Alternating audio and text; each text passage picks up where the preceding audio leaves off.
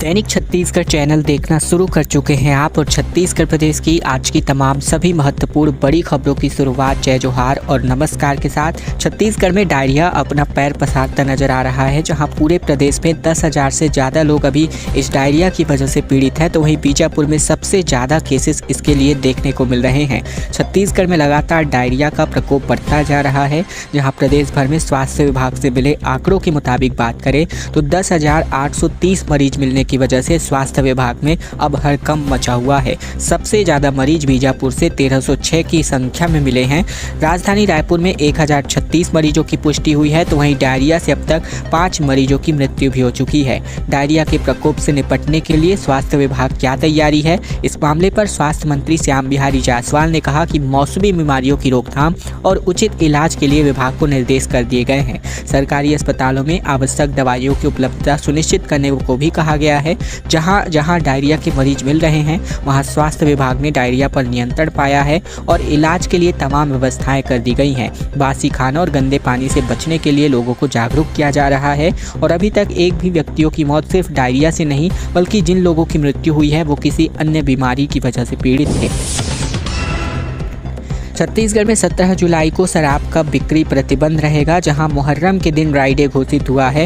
Hotel club में भी पाबंदी है और बिक्री करते पाए जाने पर तमाम तरह की कार्यवाहियां यहां पर होने वाली है। छत्तीसगढ़ में मुहर्रम के मौके पर 17 जुलाई को शराब दुकानें बंद रहेंगी। छत्तीसगढ़ शासन आबकारी विभाग ने मुहर्रम को लेकर ड्राई डे घोषित किया है।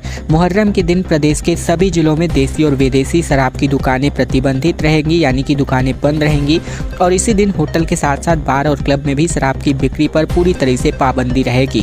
सभी कलेक्टरों को इस आदेश का कड़ाई से पालन सुनिश्चित करने का निर्देश दिया गया है। इसके बावजूद अगर कोई शराब की बिक्री करते हुए पाया जाता है तो उनके खिलाफ कानूनी कार्यवाही के निर्देश भी जारी हो चुके हैं। बीजापुर में हर मरीज की मलेरिया जांच अब अनिवार्य कर दी गई है, जहां जिला अस्पताल को एक नया भवन मिलेगा। स्वास्थ्य मंत्री ने कहा कि कांग्रेस कार्यकाल में मलेरिया 3 गुना से बढ़ा है। दरअसल छत्तीसगढ़ के स्वास्थ्य मंत्री श्याम बिहारी जायसवाल बीजापुर में जिला अस्पताल के लिए नया भवन और सेटअप देने की घोषणा करते नजर आए और इसी के साथ ही आईसीयू में 10 बेड और 2 डायलिसिस की मशीनों को भी स्वीकृत किया गया है। मौके पर पहुंचे स्वास्थ्य मंत्री ने बीजापुर दौरे को लेकर के तमाम जानकारियां साझा की। साथ ही पिछले 10 दिनों में मलेरिया और डायरिया की वजह से प्रदेश में 3 आदिवासी छात्राओं समेत 5 बैगाओं की मृत्यु हो चुकी है और इसके बाद भी सियासी हंगामा मचा हुआ है। बीजापुर में स्वास्थ्य मंत्री जिला अस्पताल में आने वाले मरीजों और बच्चों के परिजनों की मलेरिया जांच अनिवार्य रूप से करने का निर्देश करते नजर आए।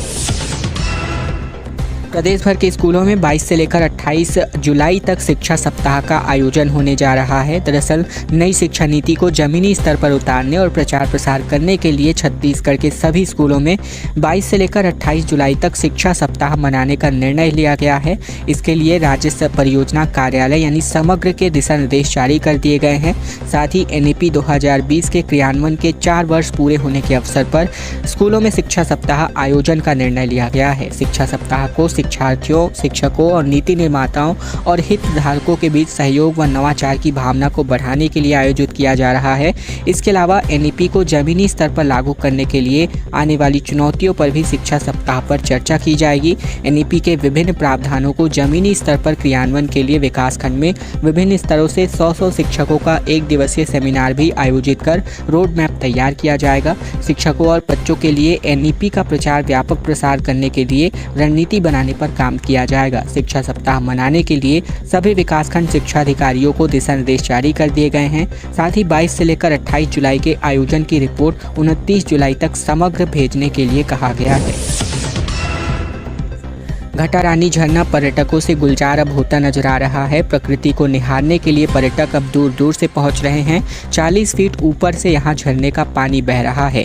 गरियाबंद जिला इन दिनों पर्यटकों की भीड़ से गुलजार हुआ पड़ा है, जहां घटारानी मंदिर के 40 फीट की ऊंचाई से गिरते झरने का पानी हर किसी का मन मोह रहा है। इसी के साथ ही माँ घटारानी का मंदिर भी आस्था का केंद्र बना हुआ है, जो इस जगह को और भी आकर्षक बनाता है, जहाँ रोजाना सैकड़ों के तादाद में पर्यटक भी पहुँच रहे हैं। घाटा रानी का ये प्राकृतिक स्थल अपने आप में एक अनोखा स्थल है, जहां आने वाले पर्यटकों को प्रकृति को नज़दीक से निहारने का अनुभव भी प्राप्त होता है। माँ घाटा रानी के दरबार से झरने का मनोहक दृश्य जो है मनमोहक लगता है और पर्यटक घंटों खड़े होकर के इस नज़ारे का आनंद भी लेते हैं। मंदिर के साथ साथ झरने का दृश्य भी पर्यटकों को सुकून दिलाता है। पर्यटकों के लिए स्थल न केवल शांति और सुकून का ठिकाना बना हुआ है, जबकि प्राकृतिक सौंदर्य और धार्मिक आस्था का भी संगम बना हुआ है, जहां आने वाले हर व्यक्ति को एक अद्वितीय अनुभव भी प्राप्त होता है, जो उन्हें बार बार इस स्थल की ओर खींच लाता है। छत्तीसगढ़ में सरकारी स्कूलों का गेट तोड़ करके हाथी घुस गया, जहां बाउंड्री वॉल गिराई गई। सूरजपुर की सड़कों पर हाथी घूमता नजर आया। दरअसल खबर है छत्तीसगढ़ के सूरजपुर स्थित स्वामी आत्मानंद स्कूल से, जहां स्कूल में घुसकर जंगली हाथी ने जमकर उत्पात मचाया। हाथी ने स्कूल का गेट और बाउंड्री वॉल भी तोड़ दिया और इसके बाद देर रात शहर की सड़कों और जमीनों पर जो है हाथी घूमता नजर आया और इसके लिए CCTV फुटेज जिसका सामने आया है। मामला नगर पंचायत क्षेत्र के प्रतापपुर का है। वहीं रायगढ़ के धर्मजयगढ़ इलाके में भी 60 हाथियों का दल इन दिनों पहुंचा हुआ है। हाथियों का दल क्षेत्र में घूमने के साथ ही बस्ती और फसलों को काफ़ी नुकसान पहुंचा रहा है। इसके चलते इलाके में दहशत का माहौल है। वन अमला हाथियों के जंगल में खदेड़ने में लगा हुआ है। सूरजपुर वन अमले का दस्ता रात को सूचना पर मौके पर पहुंचा, लेकिन हाथी नहीं दिखाई दिया, जहां से हाथी पास के जंगलों में चला गया। तो वहीं रात को ही हाथी मित्र के दल सदस्यों ने प्रतापपुर सहित खजुरी, बरवुल और मुनादी करके लोगों को सतर्क किया है। हाथियों की तलाश फिलहाल जारी है। छत्तीसगढ़ के रायपुर में दोपहर बाद झमाझम बारिश देखने को मिली। दरअसल हम आपके लिए मौसम के अपडेट्स लेकर आए हैं, जहां रायपुर के कई इलाकों में दोपहर बाद झमाझम बारिश हुई, तो वहीं सुबह से ही बादल बीते दिन छाए रहे। बिलासपुर में सुबह से ही बारिश का माहौल देखने को मिला, जहां भीगते हुए लोगों ने आना जाना किया। साथ ही गरियाबंद के देवभोग में सुबह से ही बारिश का माहौल रहा। वहीं चलिए आने वाले दिनों की बात करते हैं, जहाँ कल की स्थितियों की बात करें तो मोहला, मानपुर, अंबागढ़ चौकी और साथ ही बात करें जसपुर, कोरिया, गोरेला, पिंडा, मरवाही, साथ ही मुंगेली, कबीरधाम, खैरागढ़, छुईखदान, गंडई के अलावा राजनांदगांव, मोहला, मानपुर, अंबागढ़ चौकी और बस्तर, कोंडागांव, दंतेवाड़ा, सुकमा, कांकेर, बीजापुर के लिए बारिश को लेकर चेतावनी येलो अलर्ट के तौर पर दी गई है। इसके अलावा आने वाले अगले टाइम की यानी 18 जुलाई की बात करें तो गोरेला, पिंडा, मरवाही, रायगढ़, सारंगढ़, भिलाईगढ़, गरियाबंद, धमतरी, बालोद, खैरागढ़, छुईखदान, गंडई, साथ ही राजनांदगांव, मोहला, मानपुर, बस्तर, कोंडागांव, दंतेवाड़ा, बीजापुर, सुकमा और कांकेर, साथ ही नारायणपुर के लिए बारिश को लेकर येलो अलर्ट जारी किया गया है मौसम विभाग की ओर से। खैरागढ़ में अतिक्रमण हटाने को लेकर के कार्यवाही की गई, जहां 3 मंजिला इमारत पर प्रशासनिक बुलडोजर चला, जहां 7 लोगों को यहां नोटिस जारी हुआ है। छत्तीसगढ़ के खैरागढ़ जिला मुख्यालय में पहली बार किस 3 मंजिला इमारत पर नगर पालिका का बुलडोजर चला है और इसके बाद से अवैध निर्माण करने वालों में डर का माहौल सता रहा है। CMO ने बताया कि कुल 7 लोगों को नोटिस जारी किया गया है, जिनमें से 1 को स्टे प्राप्त हुआ है। बाकी बचे 6 अतिक्रमणकारियों के अतिक्रमण को 3 दिन के भीतर हटा दिया जाएगा। नगर पालिका परिषद खैरागढ़ ने नगर के 7 कब्जाधारियों को अतिक्रमण हटाने को नोटिस जारी किया था। 3-4 बार नोटिस दिए जाने के बाद भी अतिक्रमण नहीं हटाए जाने पर नगर पालिका प्रशासन ने अधिकारियों ने अतिक्रमण हटाने पर एक बड़ी कार्यवाही की है और इसमें खैरागढ़ अस्पताल चौक पर स्थित 3 मंजिला इमारत को भी ध्वस्त किया गया है। गुरूर TI को सस्पेंड किया गया। एक तहसीलदार पर भी गाज गिरी, जहां बालोद में डिप्टी CM ने लॉ एंड ऑर्डर की समीक्षा की और किसानों की समस्याओं पर लेकर ये कार्यवाही की। बालोद जिले के दौरे पर प्रदेश के डिप्टी CM और गृह मंत्री विजय शर्मा ने बड़ी कार्यवाही कर दी, जहां गुरूर थाना प्रभारी दिनेश कुमार कुर्रे को लॉ एंड ऑर्डर बिगाड़ने, साथ ही देवरी के तहसीलदार नीलकंठ जैन बंधु को किसानों की समस्या और लेन देन के मामले में सस्पेंड कर दिया है। ये शिकायत स्थानीय लोगों ने गृह मंत्री के सामने रखी थी। बता दें कि थाना प्रभारी दिनेश कुमार कुर्रे को लेकर काफ़ी सारी शिकायत गृह मंत्री के सामने रखी गई है, जहां कुछ आरक्षकों के संदर्भ में भी शिकायतें रखी गई हैं, जिनके द्वारा शटोरियों के साथ बैठक करने और लेन देन संबंधी शिकायतें शामिल है। इसी के साथ ही नक्सल मोर्चे पर गृह मंत्री ने बयान जारी किया है कि पूरे बस्तर को साफ करके रहेंगे। दरअसल 1 दिवसीय दौरे पर गृह मंत्री विजय शर्मा बालोद जिले में रहे, जहां उन्होंने जिले में भाजपा के कार्यकर्ताओं की बैठक ली और इसके बाद जिले के सभी अधिकारियों के साथ समीक्षा बैठक में सम्मिलित हुए। मलेरिया के प्रकोप की वजह से 99% जो पीएफ फैलेरियम मलेरिया है, इनसे मरीज पीड़ित नजर आ रहे हैं।